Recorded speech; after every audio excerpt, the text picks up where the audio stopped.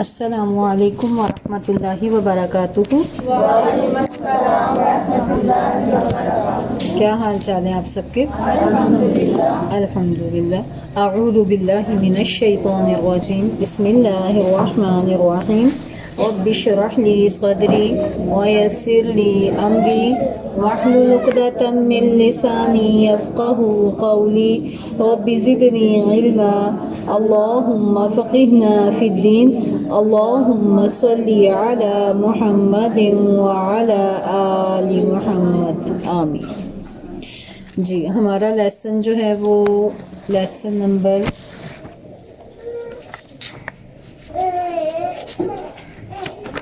8، اس کا کل ہم نے پارٹ 1 پڑھا تھا۔ اصل میں یہ لیسن آپ کا ہے آیت نمبر 21 سے لے کر 25 تک، ٹھیک ہے؟ تو ہم نے کل اس کی آیات 22 تک پڑھی تھی، ترجمہ جس کی تشریح ہوئی تھی، تو آج ہم 22 سے آگے 25 تک ترجمہ کریں گے، ایک دفعہ رپیٹ کر لیں گے، ٹھیک ہے؟ پھر اس کی انشاءاللہ تشریح ہو جائے گی۔ آیت نمبر 23 سے، وَإِنْ اور اگر کنتم ہو تم فی ریب شک میں مما اس سے جو نزلنا ہم نے نازل کیا علی عبدنا اپنے بندے پر، فأتو پس لے آؤ بصورت کوئی صورت من مثلہ اس جیسی، وادعو اور بلا لو شہداءکم اپنے گواہوں کو، من دونی سوائے اللہ کے، ان اگر کنتم ہو تم صادقین سچے، فإن پھر اگر لم نہ تفعلوا تم نے کیا، ولن اور ہرگز نہیں تفعلوا تم کر سکو گے، فاتقوا پس ڈرو، النار اس آگ سے، التی وہ جو، وقودھا ایندھن ہے اس کا، الناس انسان، والحجارۃ اور پتھر، اعدت تیار کی گئی ہے، للکافرین کافروں کے لیے، وبشری اور خوشخبری دے دیجئے، الذین انہیں جو، آمنوا ایمان لائے، وعملوا اور انہوں نے عمل کیے، الصالحات نیک، لأن بے شک، لہم ان کے لیے، جنات باغات ہیں، تجری بہتی ہیں، من تحتہا ان کے نیچے سے، الانہار نہریں، کلما جب کبھی، رزقو وہ دیے جائیں گے، منہا ان سے، من ثمرات کوئی پھل، رزقاً بطور رزق، قالو وہ کہیں گے، ھذا یہ، الذی وہی ہے جو، رزقنا دیے گئے ہم، من قبل اس سے پہلے، واتوا اور وہ دیے جائیں گے، بہ اس سے، متشابہا ملتا جلتا، وَلَهُمْ اور ان کے لیے، فیہا ان میں، ازواج بیویاں ہوں گی، مطہرۃ نہایت پاکیزہ، اور ہم وہ، فیہا ان میں، خالدون ہمیشہ رہنے والے ہیں، ٹھیک ہے جی؟ اب آپ لوگوں نے مل کر پڑھنا ہے۔ وَإِن کنتم فی ریب کسی شک میں مما اس سے جو نزلنا نازل کیا ہم نے علی عبدنا اپنے بندے پر، فأتو پس لے آؤ بصورت کوئی صورت من مثلہ اس جیسی، وادعو اور بلا لو شہداءکم اپنے گواہوں کو، من دون اللہ سوائے اللہ کے، ان اگر کنتم ہو تم صادقین سچے، فإن پھر اگر لم काम तफ़अलू तुमने किया वलन और हरगिज़ नहीं तफ़अलू तुम कर सकोगे, फत्तकू बस डरो अन्नारा इस आग से, अल्लती वो जो वक़ूदुहा ईंधन है उसका, वक़ूदुहा ईंधन है उसका अन्नासु लोग वल हिजारतु और पत्थर उइद्दत तैयार की गई है लिल काफिरीन काफिरों के लिए, वबश्शिरी और खुशखबरी दे दीजिए अल्लदीना उन्हें जो आमनू ईमान लाए वअमिलू और उन्होंने अमल किए, अस्सालिहात नेक अन्ना बेशक लहुम उनके लिए जन्नातिन बागात हैं, तजरी बहती हैं मिन तहतिहा इनके नीचे से अल अनहारू नहरें, कुल्लमा जब कभी रुज़िकू वो दिए जाएंगे, मिन्हा इनसे मिन समरातिन कोई फल रिज़क़न बतौर रिज़्क़, ठीक है, रिज़क़न क़ालू वो कहेंगे हादा अल्लज़ी रुज़िक़ना दिए गए हम मिन क़ब्लु इससे पहले, व उतू और दिए जाएंगे बिही इससे मुतशाबिहा मिलता जुलता, वलहुम और उनके लिए फीहा इनमें अज़वाजुन बीवियां होंगी, मुतहहरतुन नहायत पवित्र, वहुम और वो फीहा इनमें खालिदून। हमेशा रहने वाले हैं। हाँ जी, पहली दो आयत के तो रूट वर्ड्स और अल्फाज की वजाहत हो गई थी। अब आखिरी जो आयत नंबर 25 है, इसके हम ज़रा देखते हैं अल्फाज को। वबश्शिरी, और खुशखबरी दे दीजिए। बाशीन रा, बशर, बशर किसको कहते हैं? इंसान को, ठीक है। और इंसान को क्यों कहते हैं? असल में बशर खाल को कहते हैं। इंसान के जिस्म पर खाल होती है ना। अच्छा, ये जो बच्चा आए तो कोई बात नहीं, आपके पास आए तो प्यार से साइड पे कर लें, ठीक है। आप इसको साइड पर कर दें तो इंशाल्लाह आसानी हो जाएगी सबके लिए, माँ के लिए भी आसानी हो जाएगी, ठीक है। तो इसको बुरा ना समझा करें। तो जो फिर माएँ वाली बच्चों वाली माएँ हैं वो कैसे फिर इल्म को हासिल कर सकेंगी? इंशाल्लाह अगर ज़्यादा हमारे पास बच्चे जब आएंगे तो बच्चों वाली माएँ जब आएंगी तो हम इंशाल्लाह आया भी रख लेंगे, वो बच्चों को इकट्ठों को लेकर एक साइड पर बैठ जाएंगे, ठीक है। अभी कोऑपरेट हो आप लोग सब, तो इसके साथ थोड़ा सा अपने आप को यूज़ टू कर लें। फोकस बच्चे पर ना करें, फोकस अपने सबक पर करें। घर में भी होता है जब कोई चल रहे हैं, हर कोई अपना अपना कर रहा है, आप अपना कर रहे हैं, तो इसी तरीके से समझे आप अपना काम करते रहें। तो बच्चा कोई ख़राबी करने लगे तो साथ ही साइड पर पकड़ कर उसको कर दें, ठीक है। तो इंशाल्लाह मसला नहीं होगा, मुश्किल नहीं होगी, सबके लिए आसानी हो जाएगी, सबके लिए सहूलत होगी। चलें जी, वबश्शिरी, और खुशखबरी दे दीजिए। बाशीन रा है ना, बशर इंसान को कहते हैं, बशर असल में खाल को कहते हैं। इंसान पर खाल होती है ना, तो इसलिए। और देखें जब इंसान खुश होता है तो सबसे पहले उसके असरात कहाँ होते हैं? इंसान की खाल पर, स्किन पर होते हैं ना। खिल जाता है ना चेहरा, तमतमा उठता है, खिल जाता है। तो बशिर खुशखबरी के, खुश होने से चेहरा खिलता है। वह बशिरी, खुशखबरी दे दीजिए। बशारत उर्दू में बोला जाता है, इससे मिलता जुलता बोला जाता है ना, बशारत, खुशखबरी। बशारत दे दीजिए यानी खुशखबरी दे दीजिए। अल्लादीना, उन्हें जो, इसम मसूल बार बार आ रहा है, उन्हें जो आमनू, ईमान लाए, व आमिलू, और उन्होंने अमल किए। देखें आमिलू में क्या रूट है? गुजरा में ना, यालमून, इल्म रखते हैं। अस्सालिहात, नेक। सालिहातुन की जमा है सालिहात, और सौद लाम हा रूट है इसका। साले सही, सालम हम उर्दू में बोलते हैं ना, साले। अन्ना, बेशक, लहुम, उनके लिए, जन्नातिन, बागात हैं। जन्नातिन, जन्नतुन की जमा है, ठीक है। जन्नतुन की जमा, जन्नतिन या जन्नतन की जमा है जन्नातिन। तो ये जीम नून नून इसका रूट है जन, जिन। जिन क्या होता है? जन का मतलब होता है छा जाना, ठीक है। जन्ना, छा जाना। तो ऐसा बाग जो घना हो, दरख्त हो, तो उसके, और जिन को भी क्या कहते हैं? अब जब घने दरख्त हो तो अंदर वो छुप जाते हैं ना चीज़ें, तो इसी तरह जिन भी छुप जाता है, तो इसलिए इसको जिन कहते हैं, ठीक है। जन्नातिन, बागात, तजरी, जारी हों, बहती हों। जीम रा या, जारी उर्दू में बोला जाता है ना, تو تا ہٹا دینا تو اس کا روٹ ہمارے پاس ہے. اب دیکھیں جیم را یا اس کے آگے الف لگا دیں تو کیا بن جائے گا؟ اردو میں ہم کیا استعمال کرتے ہیں لفظ جاری. جاری کس کو کہتے ہیں؟ چلنے والا، بہنے والا، ایسے ہی ہے نا. تجری بہتی ہیں، من تحتہا ان کے نیچے سے، من سے تحتی نیچے، ہا اس کے. ہا کی ضمیر کس کی طرف ہے؟ جنات کی طرف ہے، باغات کے نیچے.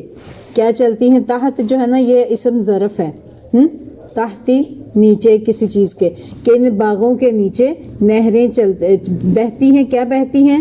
الانہار نہریں. نہر ان کی جمع ہے، اس کی واحد نہر ہے. نہر ہم اردو میں بولتے ہیں، بولتے ہیں کہ نہیں؟ نہر اپر چناب، لوور چناب.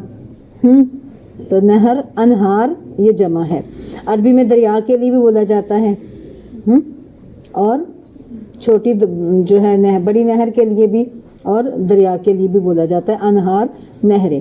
کلما جب کبھی بھی، کلما کل کہتے ہیں سارے کو، ما جو، سارا جو، تو مل کر کیا ہو جائے گا؟ جب کبھی، یعنی کہ پورا جب، اس کے وقت جب کبھی بھی، جب کبھی. کلما جب کبھی، روزقو وہ رزق دیے جائیں گے، رازق پیچھے بھی گزرا ہے نا، رزق دیے جائیں گے، منہا اس سے. دیکھیں را پر پیش لگ گیا نا تو گھما کر ترجمہ کریں گے، مجہول ہے یہ. روزقو وہ دیے جائیں گے، منہا اس سے. کس سے؟ اس باغات میں سے. من ثمراتن کوئی پھل، ثمرہ پیچھے پڑھ لیا آپ نے. کون سا ہے ثمرہ؟ کس کو کہتے ہیں؟ کارآمد چیز کسی بھی پودے کی.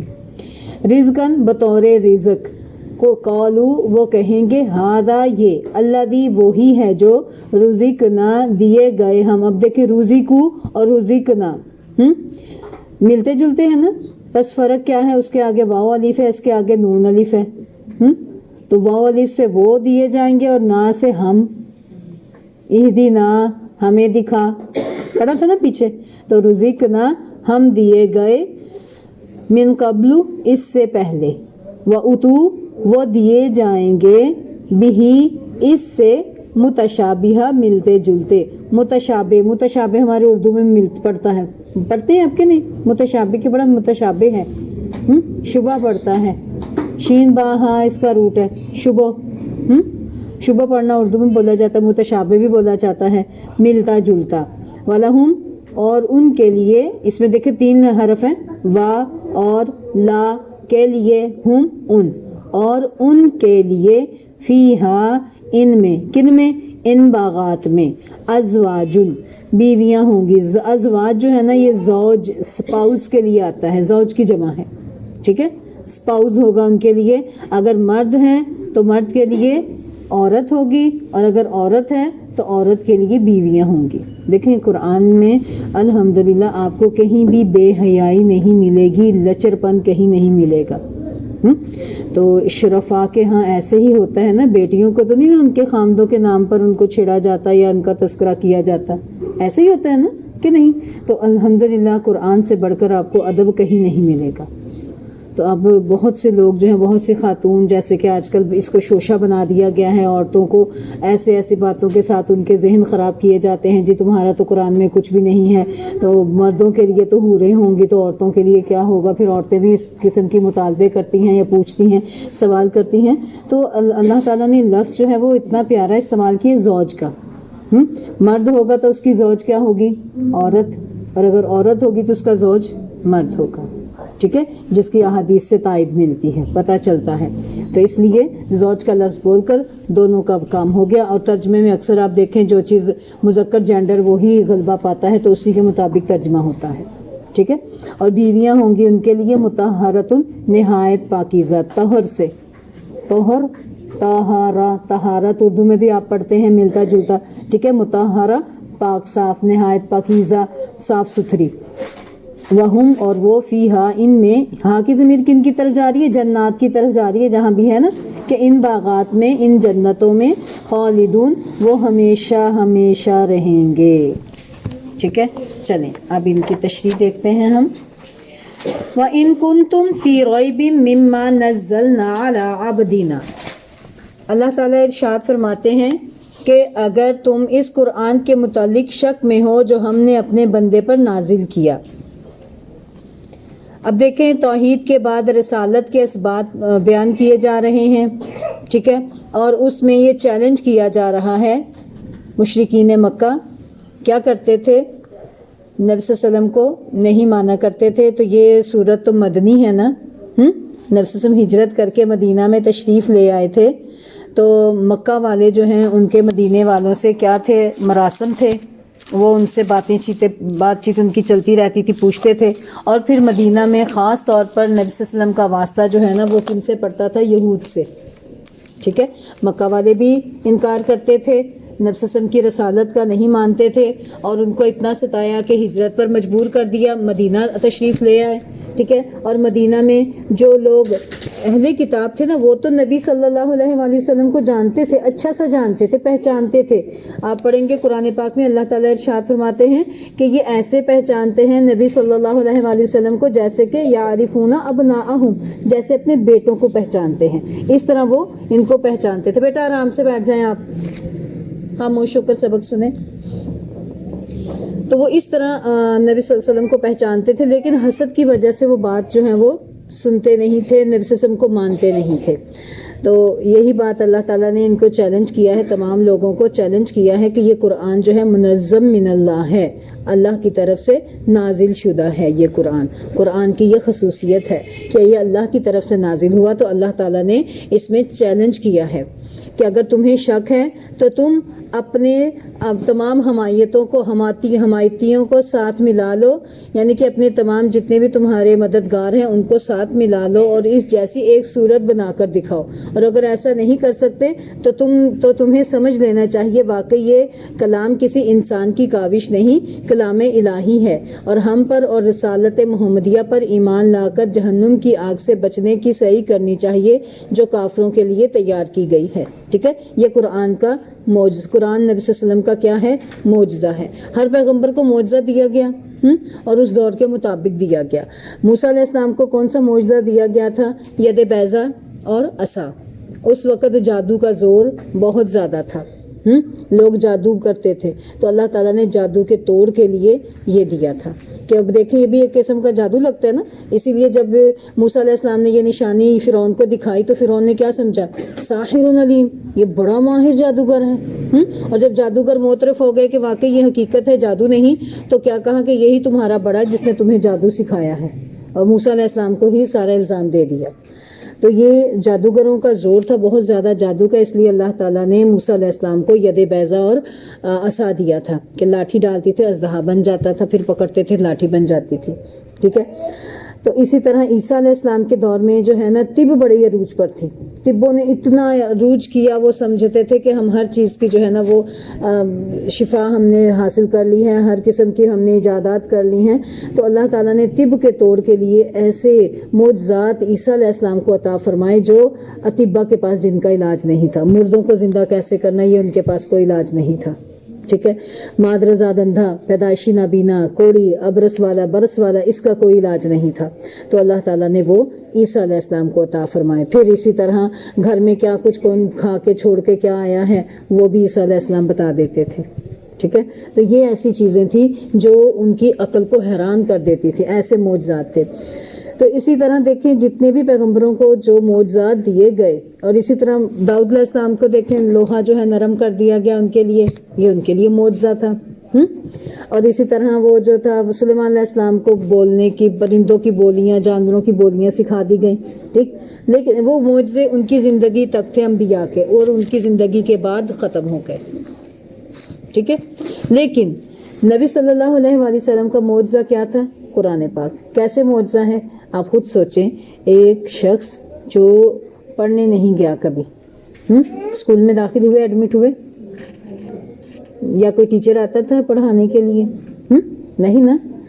تو جاتے تھے غار ہرا میں اور وہاں پر مراقبہ وغیرہ کرتے تھے، وہاں پر نبی صلی اللہ علیہ وسلم کتنی دیر رہتے تھے، گھر سے کھانا لے جاتے تھے، پھر وہاں پر رہتے تھے۔ تو لیکن وہاں پر جب جبرائیل علیہ السلام آئے تو کیا ہوا؟ فرشتے نے کیا کہا تھا؟ اقرا۔ تو نبی صلی اللہ علیہ وسلم نے کیا کہا؟ ما انا بیکاری، میں پڑھا ہوا نہیں، میں نہیں پڑھنا جانتا۔ تو وہ پیغمبر جو پڑھنا نہیں جانتے تھے، امی، اس کو کہتے ہیں ان پڑھ کو، جاہل کو نہیں کہتے، ٹھیک ہے. امی ہونا نبی صلی اللہ علیہ وسلم کی صفت ہے کہ وہ ان پڑھ تھے، وہ اس طریقے سے پڑھے نہیں تھے جیسے اسکول میں جا کر یا کسی طریقے سے اچھے طریقے سے پڑھتے ہیں نا، فارمل طریقے سے، ویسے نبی صلی اللہ علیہ وسلم نہیں پڑھے تھے. لیکن وہ پیغمبر، ان کے دل کو دھویا گیا، 2 دفعہ دھویا گیا، پھر اس میں قرآن ڈائریکٹ دل پر نازل ہوا. سبحان اللہ. اور وہ نبی صلی اللہ علیہ وسلم جو دیکھیں کتنا بڑا معجزہ ہے. اور نبی صلی اللہ علیہ وآلہ وسلم کو تو شعر تک پڑھنا نہیں آتا تھا. شعر کا وزن، جب وہ شعر پڑھتے تھے اسے نثر بنا دیتے تھے. ابو بکر، عمر فاروق کہتے تھے اللہ کے نبی آپ شعر تو صحیح پڑھ لیا کریں. تو یہ کیا اللہ تعالیٰ جو سب کچھ پیغمبر صلی اللہ علیہ وسلم کو اتنا کچھ دینے والے ہیں، رحمت للعالمین بنانے والے ہیں، وہی نازل کرنے والے ہیں، کیا وہ نبی صلی اللہ علیہ وآلہ وسلم کو سب کچھ پڑھنا والا نہیں بنا سکتے تھے؟ تو اس طرح کافروں کی جو ہے نا وہ، اور جو انہوں نے نہیں ماننا، ان کا جو ہے نا ایک حجت پوری ہو جانی تھی.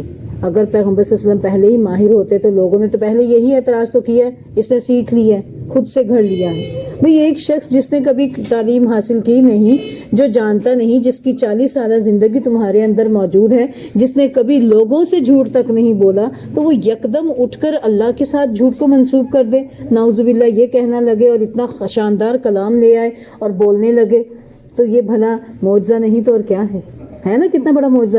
تو نبی صلی اللہ علیہ وسلم کا معجزہ کیا تھا؟ قرآن. اسی لیے اللہ تعالیٰ نے کہا کہ اگر تمہیں واقعی شک ہے نا تو کیا کرو، اس جیسی ایک صورت بنا لاؤ. اور اگر ساتھ ہی دیکھیں وَإِن كُنتُمْ، اب دیکھیں پتہ چل گیا نا یہ سارا بیک گراؤنڈ. تو اب اس بیک گراؤنڈ کے ماتحت آپ یہ پڑھیں، آیات کو سنیں، انشاءاللہ بڑی جلدی آپ کو سمجھ آ جائیں گے.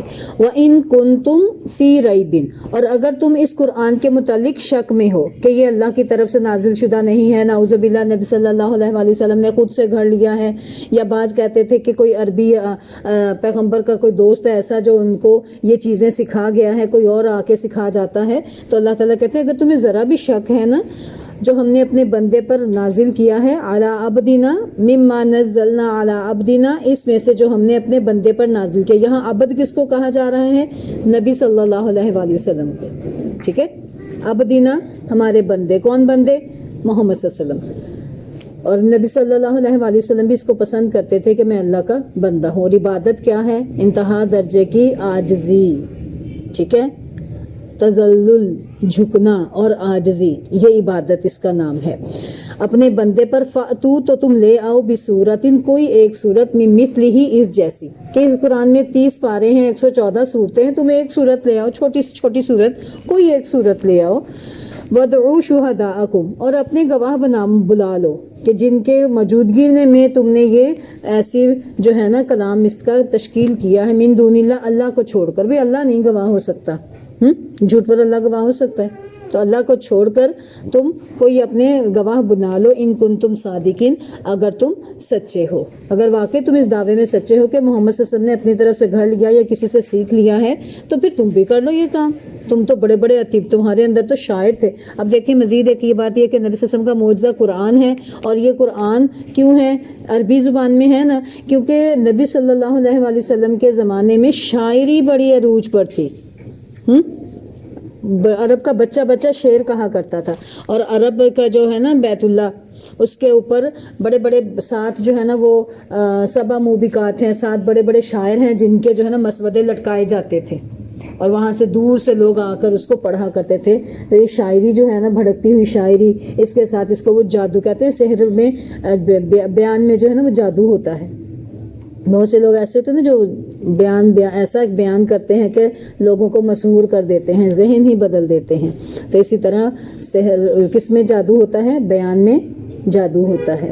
تو وہ شاعری کے ذریعے سے یہ جادو چلاتے تھے، اس لیے یہ الزام نبی صلی اللہ علیہ وآلہ وسلم پر لگا دیا. نبی صلی اللہ علیہ وسلم جادو نہیں لے کر آئے تھے، وہ تو اللہ کی طرف سے قرآن لے کر آئے تھے. اسی لیے اس کی شاعری کا جب ایک صورت لٹکائی گئی تھی نا بیت اللہ میں، تو ایک شخص نے شاعری کہنا ہی چھوڑ دی تھی کہ آج کے بعد میں شاعری نہیں کہوں گا، مجھ سے اچھا کلام آ گیا ہے.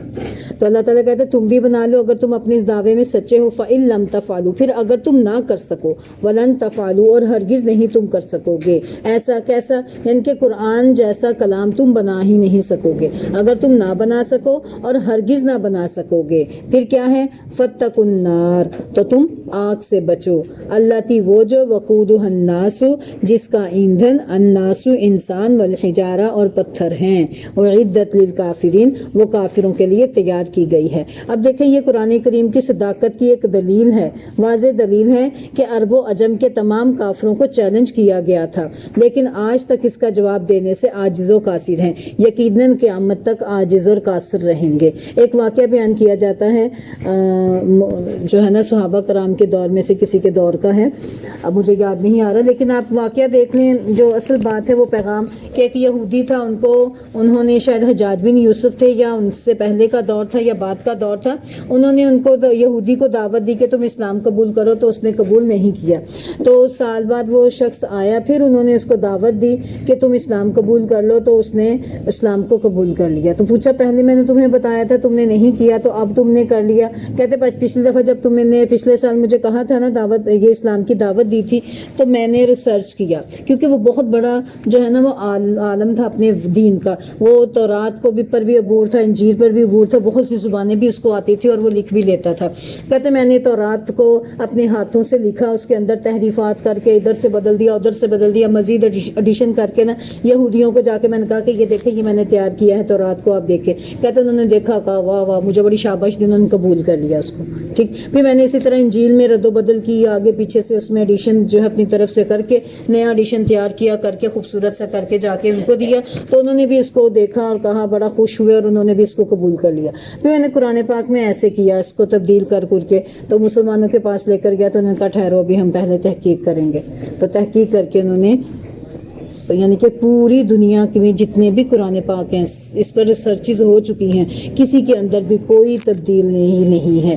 ہاں پریس کی تبدیلی ہو سکتی ہے، صفحہ آگے پیچھے ہو گیا یا زبر زیر اوپر نیچے ہو گئی، وہ پریس کی پرنٹنگ کی غلطی ہو سکتی ہے، ادروائز اس کا ایک لفظ جو ہے اس میں بھی کوئی آگے پیچھے نہیں ہوا. تو مسلمانوں نے اس قرآن کو قبول نہیں کیا. تو مجھے پتہ چل گیا کہ پچھلی کتابیں جو ہیں وہ اب محفوظ نہیں، تو یہی کتاب محفوظ ہے، یہ اللہ تعالیٰ کی طرف سے ہے. اللہ نے خود کہا ہے نا کہ ہم نے ہی انا نحن نزلنا الذکر وانا لہ لحافظون، ہم نے ہی اس قرآن کو نازل کیا ذکر کو اور ہم ہی اس کی حفاظت کرنے والے ہیں. ٹھیک ہے، تو یہ چیلنج دیا کافروں کو. تو یہ اس کی واضح دلیل ہے کہ آج تک تمام کافر مل کر بھی اس جیسا ایک کلام تیار نہیں کر سکے اور کر بھی نہیں سکیں گے. پھر ساتھ ہی اللہ تعالیٰ نے تنبیہ دے دی کہ ڈر جاؤ، بچ جاؤ اس آگ سے جس کا ایندھن انسان اور لوگ ہیں. انسان کون؟ جو اللہ کی بات کو نہیں مانیں گے، وہ اس میں جائیں گے. ٹھیک ہے، اور پتھر کون سے پتھر؟ ایک تو گندک. گندک کیا ہوتا ہے پتہ ہے؟ دیکھا آپ نے کبھی گندک کا تیزاب؟ وہ اگر پھینک دیا جائے تو جلا کے ہر چیز کو راکھ کر دیتا ہے. تو گندک خود بھی جلانے میں مددگار، جب آگ میں وہ گندک ڈالی جائے گی تو کیا ہوگا؟ مزید بھڑکے گی نا آگ. اور دوسری ابن عباس اور ابن مسعود رضی اللہ عنہما بیان کرتے ہیں اس سے مراد وہ صنم، وہ اصنام، وہ بت ہیں جن کی لوگ پوجا کریں گے، وہ بھی جہنم میں جائیں گے. اور اس کی دلیل کے لیے وہ آیت دیتے ہیں، آیت نمبر سورہ انبیاء کی آیت نمبر 98 کہ وَإِنَّكُمْ وَمَا تَعْبُدُونَ مِن دُونِ اللَّهِ حَسَبُ جَهَنَّمَ، بے شک تم بھی اے کافرو مشرکو جو اللہ کو چھوڑ کر کسی اور کو پوچھتے ہو اور جن کی تم اللہ کے علاوہ عبادت کرتے ہو، سب جہنم کا ایندھن ہے، سب جہنم میں جائیں گے. ٹھیک ہے، تو دیکھیں اس کی مزید تفصیلات جو ہیں وہ آپ کو سورہ زخرف میں بھی مل جائیں گی اور سورہ انبیاء کی آیت نمبر 98 سے 101 میں بھی مل جائیں گی. پھر اس کے بعد دیکھیں اللہ تعالیٰ ارشاد فرماتے ہیں کہ اس آگ سے ڈر جاؤ. اب یہ دیکھیں یہ جو آگ ہے نا، حدیث ہے نبی صلی اللہ علیہ وآلہ وسلم نے ارشاد فرمایا کہ یہ جو آگ ہے یہ تمہاری دنیا کی آگ سے 69 گنا کیا ہے؟ دنیا کی آگ 69 گنا کم ہے جہنم کی آگ سے. اس آگ نے، جہنم کی آگ نے اللہ سے شکوہ کیا تھا، اللہ میرا ایک حصہ باز کو کھا رہا ہے. تو اللہ تعالیٰ نے کیا کیا تھا؟ 2 دفعہ اس کو ڈبکی دی تھی سمندر سے. ڈبکی دینے کے بعد اللہ تعالیٰ نے اس کو انسانوں کے استعمال کے قابل بنایا ہے. اور یہ 79 گنا زیادہ ہے جہنم کی آگ، تو یہ اس سے ذرا کم ہے. دنیا کی آگ ہم سہ سکتے ہیں، روٹی کی ہلکی سی پھونک ڈل جائے، استری لگ جائے، چمٹا گرم لگ جائے، گرم آئل گر جائے، یہی چھوٹے چھوٹے مسئلے مسائل عورتوں کو ہوتے ہیں نا. یہ تجربے روز ہوتے ہیں، توے کو ہاتھ لگ گیا، گرم کوکر کو ہاتھ لگ گیا، گرم کوکر کا وہ پھونک لگ گئی، ہنڈیا کی روٹی کی پھونک لگ گئی تو کتنی جلن ہوتی ہے، بعد میں ہوتی ہے نا۔ اور اگر ہاتھ ویسے ہی آگ پر جل جائے، ایسے ایسے لوگ جو آگ میں جل گئے ان کا کیا حال ہوتا ہے، ایسے نمونے بھی آپ نے دیکھے ہوں گے، جو سارے لوگ جلے ہوں گے، کتنی اذیت ہوتی ہے۔ اور وہ جہنم کی آگ تو 69 گنا اس سے بھی زیادہ سخت ہے، تیز ہے۔ پھر ڈرنا چاہیے کہ نہیں؟ پھر اس کتاب کو منظم من اللہ ماننا چاہیے، اس کے ایک ایک حرف کو سچ ماننا چاہیے اور اس پر ایمان لانا چاہیے، ٹھیک ہے۔ تو اللہ نے اس آگ سے ڈرایا ہے۔ پھر اس کے بعد دیکھیں، اس سے ایک بات اور بھی پتہ چلتی ہے کہ جہنم موجود ہے۔ بعض لوگ کہتے ہیں کوئی جنت کوئی جہنم نہیں ہے، ایسے لوگوں نے بنائے ہوئے۔ اس آیت سے کیا پتہ چلتا ہے؟ جہنم موجود ہے، ٹھیک ہے۔ اللہ تعالیٰ نے اس کو بنا کر رکھا ہوا ہے، اب بھی موجود ہے۔ تو یہ کن کے لیے تیار کی ہے؟ اللہ تعالیٰ نے کافروں کے لیے، اس میں مومن نہیں جائے گا، یہ یاد رکھیں۔ وعدت للکافرین۔ تو اللہ تعالیٰ نے شروع میں کیا ارشاد فرمایا تھا؟ ایمان والوں کے لیے کہا تھا نا کہ یہ اس میں ہدایت ہے، تو خوش ہو جائیں پھر آپ کے لیے کہ کافر لوگ جہنم میں جائیں گے۔ آپ نے جو گناہ گار کر کے، بہت زیادہ گناہ کر کے، کبیرہ گناہ کے مرتکب جو لوگ ہوں گے نا، وہ جہنم میں جائیں گے، لیکن ان کے دل میں جب ایمان ہوگا نا تو وہ سفارش کے ذریعے سے وہاں سے نکال لیے جائیں گے۔ ہمیشہ ابدی وہاں رہنے والے کافر ہوں گے، وہ اس میں سے کبھی نہیں نکالے جائیں گے جو شرک کرنے والے ہوں گے۔ پھر آگے دیکھیں، آگے ہے اللہ تعالیٰ ارشاد فرماتے ہیں وَبَشِّرِ الَّذِينَ آمَنُوا وَعَمِلُوا الصَّالِحَاتِ، اور ان لوگوں کو خوشخبری دے دیجئے جو ایمان لائے اور انہوں نے اچھے عمل کیے۔ اس سے دیکھیں، قرآن کریم نے ہر جگہ ایمان کے ساتھ عمل صالح کا تذکرہ فرما کر اس بات کو واضح کر دیا کہ ایمان اور عمل صالح ان دونوں کا چولی دامن کا ساتھ ہے۔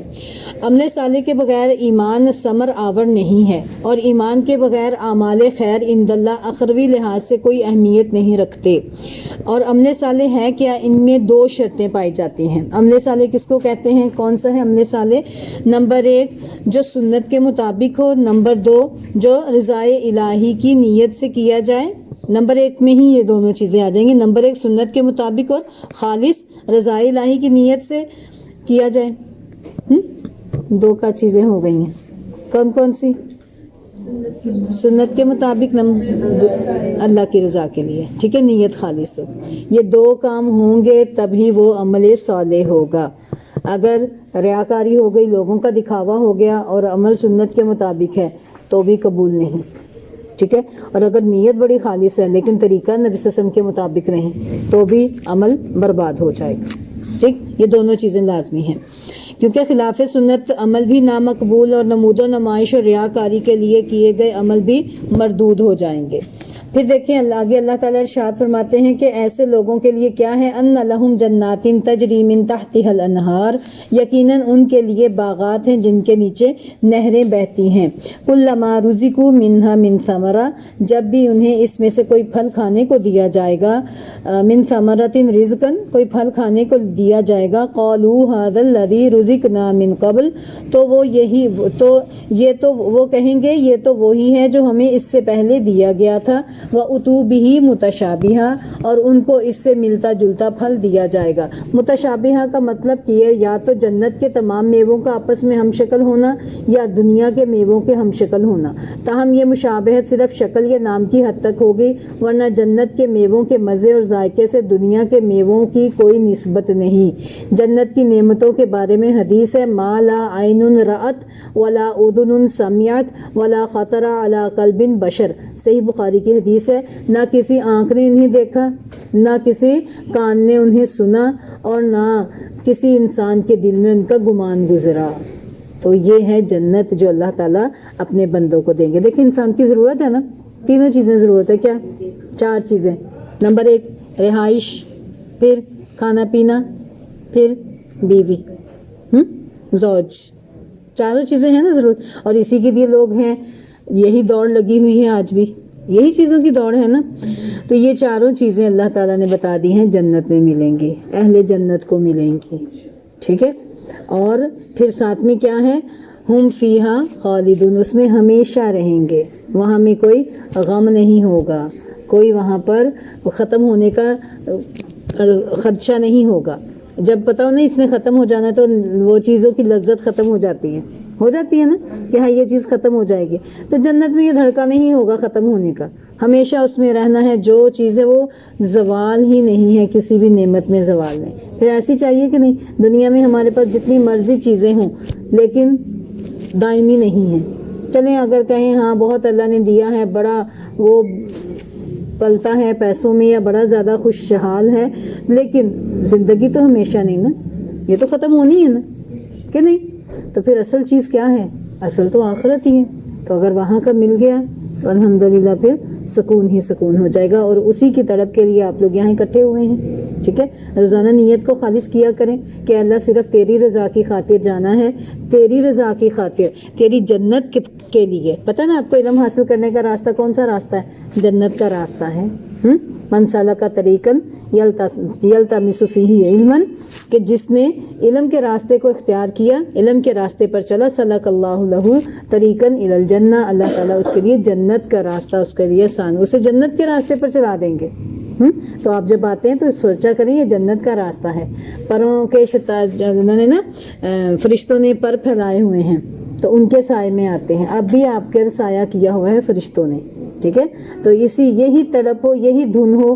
پھر اگر اس دھن میں آئیں گے نا لذت بھی آئے گی, سرور بھی آئے گا اور سکون بھی ہو جائے گا. پھر گھر جا کے نہ تو کوئی کسی پر کوئی احسان نہیں ہوگا بلکہ ان کا شکریہ ادا کریں گے. آپ کا شکریہ, آپ نے ہمیں موقع دیا نکلنے کا, ٹائم دیا ہمیں جانے کا. ٹھیک ہے, تو یہ دھن لگا لینی ہے کہ میں نے اس جنت کو پانا ہے جس میں کسی قسم کا کوئی بھی نقصان نہیں ہوگا. اب مزید دیکھیں, وَلَهُمْ فِيهَا أَزْوَاجٌ مُطَهَّرَةٌ, اس میں ان کے لیے پاکیزہ بیویاں ہیں. مطہرہ, پاکیزہ سے مراد کیا ہے؟ ہر قسم کی نقص سے پاک ہوں گی, یعنی کہ حیض, نفاس. حدیث میں آتا ہے نبی صلی اللہ علیہ وآلہ وسلم نے ارشاد فرمایا کہ اہل جنت جو ہے نا وہ ہمیشہ جنت میں رہیں گے, اور یعنی کہ اس میں نہ تو ان کو کوئی تھوک ہوگی, نہ بلغم ہوگی, نہ اس میں پسینہ آئے گا, نہ بولو براز ہوگا. جو کھائیں گے وہ کستوری بن کے اڑ جائے گا. سبحان اللہ. واش روم نہیں جانا پڑے گا, نہ ہی ہر مہینے مینسز ہوں گے, نہ ہی نفاذ وغیرہ ہوگا. بچے چاہیں گے تو وہ خود بخود اللہ تعالیٰ پروان چڑھا دیں گے, ایسے پکڑا دیں گے. سبحان اللہ. یہ ساری چیزیں اللہ تعالیٰ وہاں پر عطا فرما دیں گے. اور کسی قسم کی کوئی گندگی والی چیز تو وہاں پر ہوگی نہیں, ہر چیز سے پاک ہوں گے. پھر اس میں ہمیشہ رہیں گے. خلود کے معنی اہل جنت ہمیشہ ہمیش کے لیے جنت میں رہیں گے اور خوش رہیں گے, اور اہل دوزخ ہمیش ہمیش کے لیے جہنم میں رہیں گے اور مبتلا عذاب رہیں گے. حدیث میں ہے جنت اور جہنم میں جانے کے بعد ایک فرشتہ اعلان کرے گا, اے جہنمیوں اب موت نہیں ہے, اور اے جنتیوں اب موت نہیں. جو فریق جس حالت میں ہے اسی حالت میں ہمیشہ رہے گا.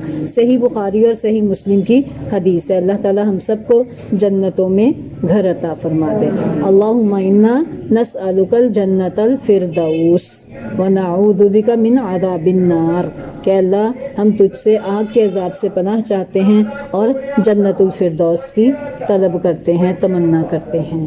ٹھیک ہے, اور اپنی نیت کو روز خالص کیا کریں, خالص اللہ کے لیے اور سنت کے مطابق. اللہ تعالی ہم سب کو عمل کی توفیق عطا فرمائے. وما علینا الا البلاغ المبین. سبحانک اللہم وبحمدک, اشہد ان لا الہ الا انت, استغفرک واتوب الیک. ربنا لا تزغ قلوبنا بعد اذ ہدیتنا وہب لنا من لدنک رحمہ انک انت الوہاب. رب ارحمہما کما ربیانی صغیرا. اللہم فقہنا فی الدین. اللہم صلی وسلم علی نبینا محمد. السلام علیکم ورحمۃ اللہ وبرکاتہ. وعلیکم السلام ورحمۃ اللہ وبرکاتہ.